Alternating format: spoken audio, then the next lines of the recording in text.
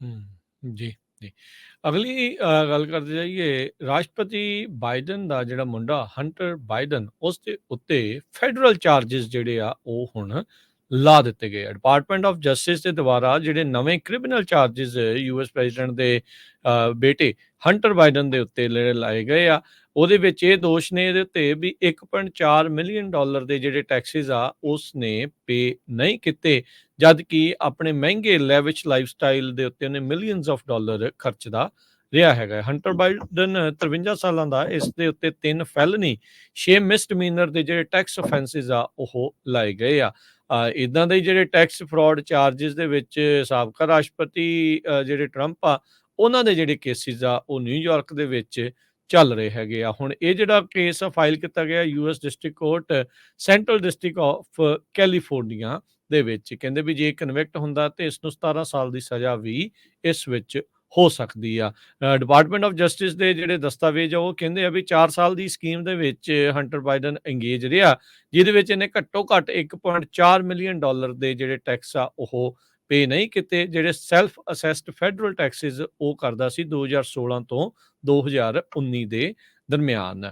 ਇਹਦੇ ਵਿੱਚ ਉਹਨਾਂ ਨੇ ਇਹ ਵੀ ਕਿਹਾ ਵੀ ਉਸ ਦੀ ਕਈ ਜਿਹੜਾ ਰਾਸ਼ੀ ਆ ਬਹੁਤ ਜ਼ਿਆਦਾ ਜਿਹੜੀ ਰਾਸ਼ੀ huge sum drugs, escorts, girlfriends, luxury hotels, rental properties, exotic cars, clothing ਤੇ ਹੋਰ ਪਰਸਨਲ ਨੇਚਰ ਦੀਆਂ ਆਈਟਮਸ ਦੇ ਉੱਤੇ ਜਿਹੜੇ ਆ ਉਹ ਖਰਚੇ ਆ। ਇੱਥੋਂ ਤੱਕ ਕਿ $70,000 ਇਹਨੇ ਡਰੱਗ ਰੀਹੈਬ ਦੇ ਉੱਤੇ ਵੀ ਲਾਇਆ ਹੈਗਾ। ਹੰਟਰ ਬਾਈਡਨ ਦੇ ਜਿਹੜੇ ਲਾਇਰ ਏ ਬਲੋਲ ਆ ਉਹਨਾਂ ਨੇ ਸਟੇਟਮੈਂਟ ਜਾਰੀ ਕਰਦੇ ਹੋਏ ਕਿਹਾ ਆ ਵੀ ਕਹਿੰਦੇ ਵੀ ਉਹਦੇ ਕਲਾਇੰਟ ਨੇ ਜਿੰਨੇ ਵੀ ਟੈਕਸਿਸ ਆ ਉਹ ਰੀਪੇ ਕਰ ਦਿੱਤੇ ਆ ਤੇ ਅਕਿਊਜ਼ ਕੀਤਾ ਜਿਹੜੇ ਸਪੈਸ਼ਲ ਕਾਉਂਸਲ ਡੇਵਿਡ ਵੈਸ ਆ ਉਸ ਨੂੰ ਵੀ ਜਿਹੜੇ ਹੰਟਰ ਬਾਈਡਨ ਦੇ ਮਾਮਲੇ ਦੇ ਵਿੱਚ ਜਿਹੜੀ ਇਹ ਪ੍ਰੋਬ ਨੂੰ ਲੀਡ ਕਰ ਰਹੇ ਆ ਵੀ ਇਹ ਜਾਣਬੁੱਝ ਕੇ ਪੋਲੀਟੀਕਲ ਬਾਇਸ ਆ। ਉਧਰ ਵਾਲੇ ਇਹ ਕਹਿੰਦੇ ਹੁੰਦੇ ਆ ਵੀ ਸਾਨੂੰ ਤੁਸੀਂ ਪੋਲੀਟੀਕਲ ਬਾਇਸ ਦੇ ਵਿੱਚ ਕੀਤਾ ਹੈ, ਹੁਣ ਇਹ ਵਾਲੇ ਵੀ ਇਹ ਕਹੀ ਜਾਂਦੇ ਆ ਵੀ ਪੋਲੀਟੀਕਲ ਬਾਇਸ ਦੇ ਵਿੱਚ ਜਿਹੜਾ ਉਹ ਕੀਤਾ ਜਾ ਰਿਹਾ ਆ। ਸੱਚਾ ਕੌਣ ਆ ਝੂਠਾ ਕੌਣ ਆ ਉਹ ਇਵੈਂਚੁਅਲੀ ਅਦਾਲਤ ਨੇ ਉਸ ਦਾ ਨਿਤਾਰਾ ਜਿਹੜਾ ਆ ਉਹ ਕਰਨਾ ਹੈਗਾ ਆ। ਸੋ ਇਹ ਜਿਹੜੇ ਚਾਰजेस ਦੇ ਵਿੱਚ ਡੈਲਾਵੇਅਰ ਤੇ ਹੁਣ ਕੈਲੀਫੋਰਨੀਆ ਦੇ ਵਿੱਚ ਇਸ ਉੱਤੇ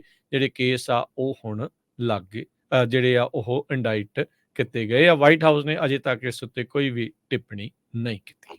ਜੀ ਅਗਲੀ ਜੀ, ਜੀ। ਅਗਲੀ ਗੱਲ ਕਰਦੇ ਜਾਈਏ ਰਾਸ਼ਟਰਪਤੀ ਬਾਈਡਨ ਦਾ ਜਿਹੜਾ ਮੁੰਡਾ ਹੰਟਰ ਬਾਈਡਨ ਉਸ ਦੇ ਉੱਤੇ ਫੈਡਰਲ ਚਾਰजेस ਜਿਹੜੇ ਆ ਉਹ ਹੁਣ ਲਾ ਦਿੱਤੇ ਗਏ ਆ। ਡਿਪਾਰਟਮੈਂਟ ਆਫ ਜਸਟਿਸ ਦੇ ਦੁਆਰਾ ਜਿਹੜੇ ਨਵੇਂ ਕ੍ਰਿਮੀਨਲ ਚਾਰजेस ਯੂਐਸ ਪ੍ਰੈਜ਼ੀਡੈਂਟ ਦੇ ਬੇਟੇ ਹੰਟਰ ਬਾਈਡਨ ਦੇ ਉੱਤੇ ਜਿਹੜੇ ਲਾਏ ਗਏ ਆ, ਉਹਦੇ ਵਿੱਚ ਇਹ ਦੋਸ਼ ਨੇ ਇਹਦੇ ਉੱਤੇ ਵੀ 1.4 ਮਿਲੀਅਨ ਡਾਲਰ ਦੇ ਜਿਹੜੇ ਟੈਕਸਿਸ ਆ ਉਸ ਨੇ ਪੇ ਨਹੀਂ ਕੀਤੇ, ਜਦ ਕਿ ਆਪਣੇ ਮਹਿੰਗੇ ਲੈਵਿਸ਼ ਲਾਈਫਸਟਾਈਲ ਦੇ ਉੱਤੇ ਉਹਨੇ ਮਿਲੀਅਨਸ ਆਫ ਡਾਲਰ ਖਰਚਦਾ ਰਿਹਾ ਹੈਗਾ। ਹੰਟਰ ਬਾਈਡਨ 53 ਸਾਲਾਂ ਦਾ, ਇਸ ਦੇ ਉੱਤੇ 3 ਫੈਲਨੀ 6 ਮਿਸਡਮੀਨਰ ਦੇ ਜਿਹੜੇ ਟੈਕਸ ਅਫੈਂਸਿਸ ਆ ਉਹ ਲਾਏ ਗਏ ਆ। ਇਦਾਂ ਦੇ ਜਿਹੜੇ ਟੈਕਸ ਫਰਾਡ ਚਾਰजेस ਦੇ ਵਿੱਚ ਸਾਬਕਾ ਰਾਸ਼ਟਰਪਤੀ ਜਿਹੜੇ ਟਰੰਪ ਆ ਉਹਨਾਂ ਦੇ ਜਿਹੜੇ ਕੇਸਿਸ ਆ ਉਹ ਨਿਊਯਾਰਕ ਦੇ ਵਿੱਚ ਚੱਲ ਰਹੇ ਹੈਗੇ ਆ। ਹੁਣ ਇਹ ਜਿਹੜਾ ਕੇਸ ਆ ਫਾਈਲ ਕੀਤਾ ਗਿਆ US district court central district of California ਦੇ ਵਿੱਚ, ਕਹਿੰਦੇ ਵੀ ਜੇ ਕਨਵਿਕਟ ਹੁੰਦਾ ਤੇ ਇਸ ਨੂੰ 17 ਸਾਲ ਦੀ ਸਜ਼ਾ ਵੀ ਇਸ ਵਿੱਚ ਹੋ ਸਕਦੀ ਆ। ਡਿਪਾਰਟਮੈਂਟ ਆਫ ਜਸਟਿਸ ਦੇ ਜਿਹੜੇ ਦਸਤਾਵੇਜ਼ ਆ ਉਹ ਕਹਿੰਦੇ ਆ ਵੀ 4 ਸਾਲ ਦੀ ਸਕੀਮ ਦੇ ਵਿੱਚ ਹੰਟਰ ਬਾਈਡਨ ਇੰਗੇਜ ਰਿਹਾ, ਜਿਹਦੇ ਵਿੱਚ ਇਹਨੇ ਘੱਟੋ ਘੱਟ 1.4 ਮਿਲੀਅਨ ਡਾਲਰ ਦੇ ਜਿਹੜੇ ਟੈਕਸ ਆ ਉਹ ਪੇ ਨਹੀਂ ਕੀਤੇ, ਜਿਹੜੇ ਸੈਲਫ ਅਸੈਸਡ ਫੈਡਰਲ ਟੈਕਸਿਸ ਉਹ ਕਰਦਾ ਸੀ 2016 ਤੋਂ 2019 ਦੇ ਦਰਮਿਆਨ।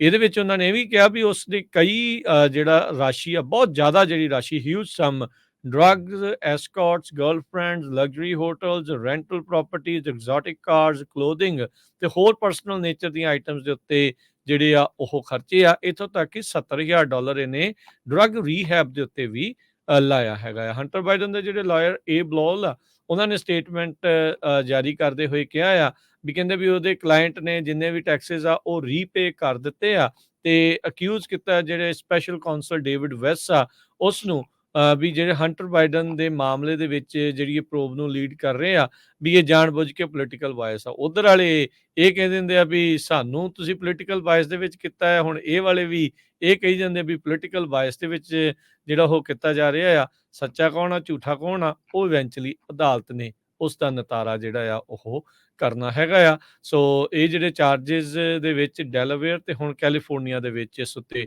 ਜਿਹੜੇ ਕੇਸ ਆ ਉਹ ਹੁਣ ਲੱਗ ਗਏ, ਜਿਹੜੇ ਆ ਉਹ ਇੰਡਾਈਟ ਕੀਤੇ ਗਏ ਆ। ਵਾਈਟ ਹਾਊਸ ਨੇ ਅਜੇ ਤੱਕ ਇਸ ਉੱਤੇ ਕੋਈ ਵੀ ਟਿੱਪਣੀ ਨਹੀਂ ਕੀਤੀ। ਜੀ। ਅਗਲੀ